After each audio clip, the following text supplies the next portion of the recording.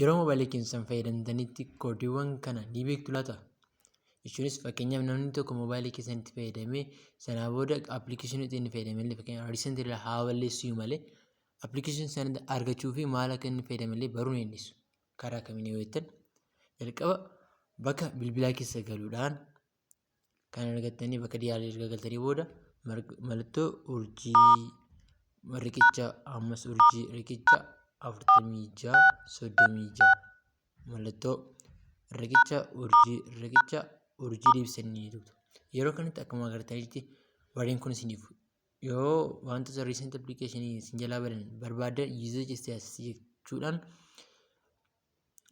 kan namni yeroo dhumaaf fayyadame yookaan isinitti fayyadamtan illee tokko isin agarsiisachuudha. Kunoo fakkeenyaaf kun kan ta'an fayyadame akkanatti eega. Dabalataanis information keessa baay'ee information garaagaraa ni argattu jechuudha. Kabajamoo dhaggeeffattoota keenya waan dhaggeeffataniif guddaa galatooma. Follow, like, subscribe gochuun nagatina guddaa galatooma.